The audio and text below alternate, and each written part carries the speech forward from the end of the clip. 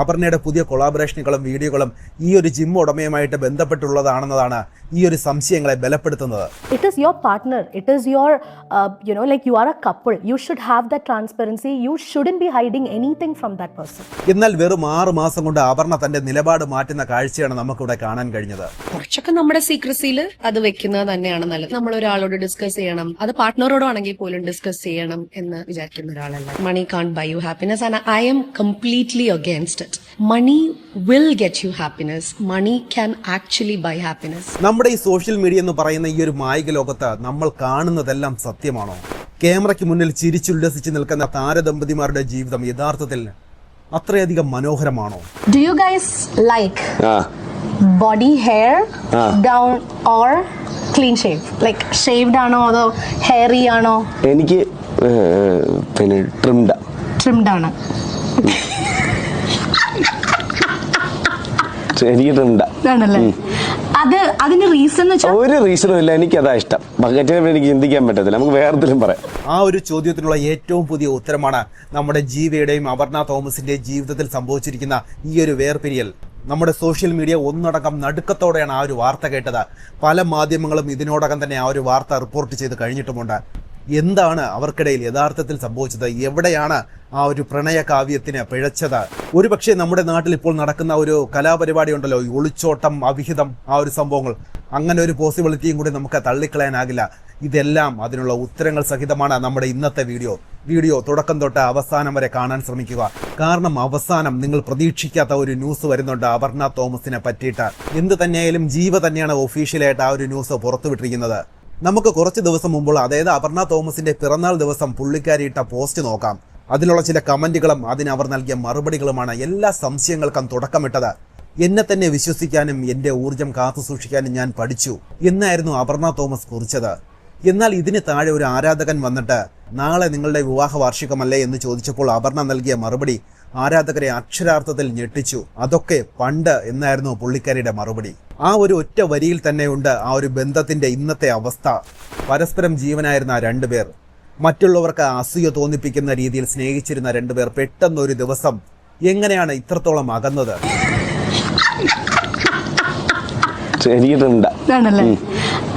അതിന് റീസൺ ഒരു റീസണും ഇല്ല, എനിക്ക് അതാ ഇഷ്ടം. ബക്കറ്റിനെ എനിക്ക് ചിന്തിക്കാൻ പറ്റത്തില്ല, നമുക്ക് വേറെന്തെങ്കിലും പറയാം. ജീവയുടെയും അപർണയുടെയും പഴയ കാലങ്ങളിലേക്ക് നമുക്കൊന്ന് തിരിഞ്ഞു നോക്കേണ്ടതുണ്ട്.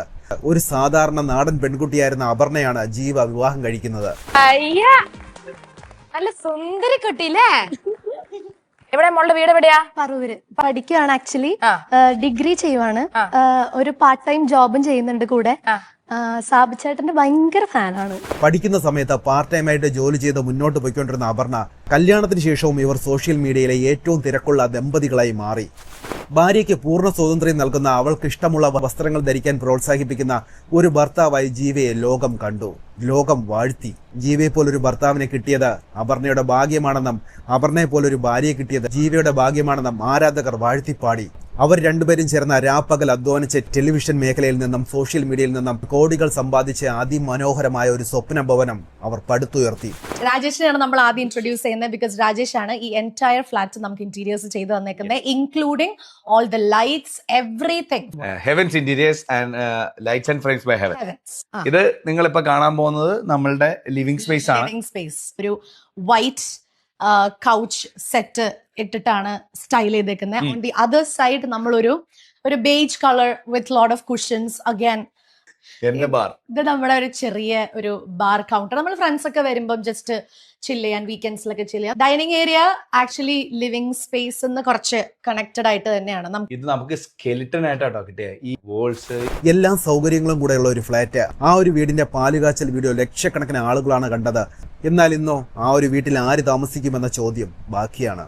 എവിടെയാണ് ഇവർക്കിടയിൽ പ്രശ്നങ്ങൾ തുടങ്ങുന്നതെന്ന് മനസ്സിലാക്കാൻ അപർണ നൽകിയ വ്യത്യസ്ത ഇന്റർവ്യൂകൾ ശ്രദ്ധിച്ചാൽ മനസ്സിലാകും. അതായത് ആദ്യകാലത്ത് അപർണയുടെ ഇന്റർവ്യൂകൾ ശ്രദ്ധിച്ചാൽ നമുക്ക് മനസ്സിലാകുന്നത്, അപർണ പറയുന്നത് എന്താണെന്ന് വെച്ചാൽ ഒരു ദാമ്പത്യ ജീവിതത്തിന്റെ വിജയം എന്ന് പറയുന്നത് സുതാര്യതയാണ്. ഭാര്യ ഭർത്താക്കന്മാർക്കിടയിൽ ഒളിച്ചു വെക്കാൻ ഒന്നും ഉണ്ടാകരുത് എന്ന്. എനിക്ക് തോന്നുന്നു ഒരു പരിധി വരെ ഡിവോഴ്സസ് ഒക്കെ സംഭവിക്കുന്നത്, I won't say adjustment, I won't say sacrifice, because that two terms are bullshit in your relation. അതൊന്നുമല്ല. അഡ്ജസ്റ്റ്മെന്റും സാക്രിഫൈസ് ഒന്നുമല്ല. Communication, just like he said, transparency is very, very, very important. super important. It is your partner, it is your like you are a couple, you should have that transparency. You shouldn't be hiding anything from that person. ഒന്നും hide ചെയ്യാൻ പാടില്ല. എന്നാൽ വെറും 6 മാസം കൊണ്ട് അപർണ തന്റെ നിലപാട് മാറ്റുന്ന കാഴ്ചയാണ് നമുക്കിവിടെ കാണാൻ കഴിഞ്ഞത്. പൊതുവെ പാർട്ട്നേഴ്സിന്റെ ഇടയിൽ വേണമെന്നാണോ what you feel? Not really. അത്രയും വേണ്ട, അത്രയും ട്രാൻസ്പെറൻസി വേണം എന്ന് പറയുന്ന ഒരാളല്ല ഞാൻ. കുറച്ചൊക്കെ ആവാം. നമ്മള് എന്തിനു വേണ്ടി അത് യൂസ് ചെയ്യുന്നു, നമ്മുടെ ഇൻവെസ്റ്റ്മെന്റ്സ്, അത് എല്ലാം ഒന്നും നമ്മൾ എല്ലാവരോടും ഓപ്പൺ ആവണം എന്ന് ഞാൻ പറയില്ല. കുറച്ചൊക്കെ നമ്മുടെ സീക്രസിയിൽ അത് വെക്കുന്നത് തന്നെയാണ് നല്ലത്. നമ്മൾ ഒരാളോട് ഡിസ്കസ് ചെയ്യണം, അത് പാർട്ട്ണറോടോ ആണെങ്കിൽ പോലും ഡിസ്കസ് ചെയ്യണം എന്ന് വിചാരിക്കുന്ന ഒരാളല്ല. അതായത് ദമ്പതികൾക്കിടയിൽ സുതാര്യതയുടെ ആവശ്യമില്ല എന്നും നമ്മുടെ ഇൻവെസ്റ്റ്മെന്റുകളും സാമ്പത്തിക കാര്യങ്ങളും എല്ലാം നമ്മൾ ഭർത്താവിനോട് തുറന്നു പറയേണ്ടതില്ല എന്നും കുറച്ചൊക്കെ രഹസ്യങ്ങൾ സൂക്ഷിക്കുന്നത് നല്ലത് തന്നെയാണെന്നുമാണ്. ഈ രണ്ട് നിലപാടുകൾക്കിടയിലുള്ള ദൂരം തന്നെയാണ് അവരുടെ ബന്ധത്തിലുണ്ടായ വിള്ളലിന്റെ ആഴവും വ്യക്തമാക്കുന്നത്. അതേസമയം മറ്റൊരു അഭിമുഖത്തിൽ ജീവയുടെ പെൺസുഹൃത്തുക്കളെ കുറിച്ചും അപർണ പരാമർശിക്കുന്നുണ്ട്. ഞാനും ജീവയും തമ്മിൽ ഒരു അണ്ടർസ്റ്റാൻഡിങ് ഇല്ല. ഞാൻ ജീവയുടെ വർക്കിൽ അല്ലെങ്കിൽ ജീവയ്ക്കുള്ള, ഫോർ എക്സാമ്പിൾ ജീവ has lot of girl fans, കുറേ പേരുണ്ട്.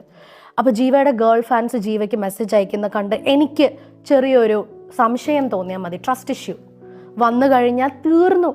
Like if I am summon, okay വെട്ടൊന്ന് മുറി രണ്ട്, അങ്ങനത്തെ സ്വഭാവമുള്ള ആളാണെന്നുണ്ടെങ്കിൽ ഞങ്ങൾ എപ്പോഴും ഡിവോഴ്സ് ആയത്. അതായത് ജീവയ്ക്ക് ഒരുപാട് ഗേൾ ഫ്രണ്ട്സ് ഉണ്ടെന്നും അല്ലെങ്കിൽ ഗേൾ ഫാൻസ് ഉണ്ടെന്നും അവർ ജീവയ്ക്ക് മെസ്സേജ് അയക്കുന്നത് കാണുമ്പോൾ എനിക്ക് ചെറിയൊരു സംശയം തോന്നിയാൽ മതി, അവിടെ ഒരു ട്രസ്റ്റ് ഇഷ്യൂ വന്നു കഴിഞ്ഞാൽ പിന്നെ എല്ലാം തീർന്നു എന്നാണ് അപർണ അന്ന് പറഞ്ഞിരുന്നത്. ഇവരുടെ ബന്ധം തകരാനുള്ള മറ്റൊരു പ്രധാന കാരണം പണത്തോടുള്ള കാഴ്ചപ്പാടിലെ മാറ്റമാണ്. പണമുണ്ടെങ്കിൽ സന്തോഷം വില കൊടുത്തും വാങ്ങാമെന്ന് വിശ്വസിക്കുന്ന ഒരാളായി അപർണ മാറിയിരിക്കുകയാണ്. മണി ഭയങ്കര ഇമ്പോർട്ടൻ്റ് ആണെന്ന് വിശ്വസിക്കുന്ന ഒരാളാണ് ഞാൻ. Because money comes first. Money ഉണ്ടെങ്കിൽ നമുക്ക് നമ്മുടെ ലൈഫിലെ ബാക്കി എല്ലാ കാര്യങ്ങളും സിമ്പിൾ ആയിട്ട് നടത്താം. റിലേഷൻഷിപ്സ് ആണെങ്കിലും anything and everything you can get if you have money. നമ്മൾ പറയുന്നത് കേട്ടിട്ടില്ലേ, if you have money there will be lot of people around you, behind you, with you, എപ്പോഴും ഉണ്ടാവും. സാമ്പത്തികമാണെന്നുള്ളത് ആണ്. That money is everything. Money can't buy you happiness. I've heard that money can't buy you happiness, and I am completely against it. Money will get you happiness. Money can actually buy happiness. അതായത് ഒരു റിലേഷൻഷിപ്പുകൾ പോലും പണം കൊടുത്ത് manage ചെയ്യാമെന്ന് അപർണ ഒരു വീഡിയോയിൽ തന്നെ പറയുന്നുണ്ട്. കാലം മാറിയപ്പോൾ സാമ്പത്തികമായി വലിയ നിലയിലെത്തിയപ്പോൾ അപർണയുടെ ചിന്താഗതികളും മാറി മറിഞ്ഞിരിക്കുകയാണ്. പണം ഒന്നിനും ഒരു പരിഹാരമല്ല എന്ന് വിശ്വസിക്കുന്നവരാണ് നമ്മളിൽ പലരും. എന്നാൽ പണമാണ് എല്ലാമെന്ന് വിശ്വസിക്കുന്ന ചിന്താഗതിയിലേക്ക് ഒരാൾ മാറുമ്പോൾ അവിടെ മനുഷ്യബന്ധങ്ങൾക്ക് വിലയില്ലാതാകുന്നു. ഇതുമാകാം ഇവരുടെ ദാമ്പത്യ ജീവിതത്തിൽ വന്ന തകർച്ചയുടെ കാരണങ്ങളിൽ ഒന്ന്. പിന്നെ ഇതിനൊക്കെ പുറമെ ചില വെളിപ്പെടുത്തലുകൾ പുറത്തു വന്നിരിക്കുകയാണ്. അപർണയുടെ ജീവിതത്തിലേക്ക് പുതിയൊരാൾ കടന്നു വന്നു എന്നാണ് സോഷ്യൽ മീഡിയയുടെ സംശയം.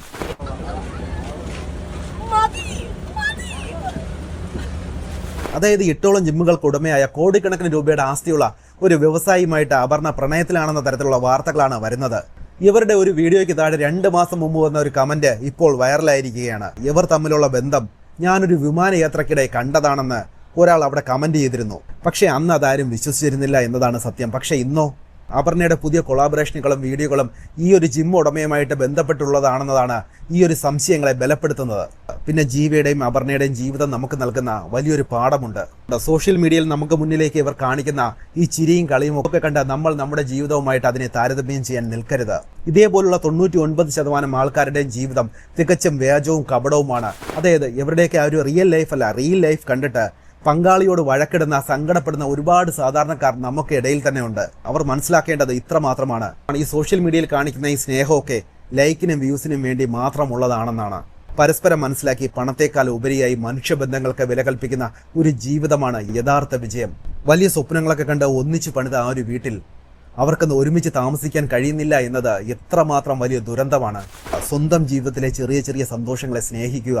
മനസ്സിലായില്ലേ? അത്രയേ ഉള്ളൂ കാര്യങ്ങളൊക്കെ. ജീവയും അപർണയും വിഷയത്തിൽ നിങ്ങളുടെ അഭിപ്രായങ്ങൾ എന്തൊക്കെയാണ്? എന്ത് തന്നെയാണെങ്കിലും നിങ്ങളുടെ അഭിപ്രായങ്ങൾ കമന്റ് ബോക്സിൽ രേഖപ്പെടുത്തുക. നമുക്ക് മറ്റൊരു വീഡിയോയിൽ വീണ്ടും കാണാം.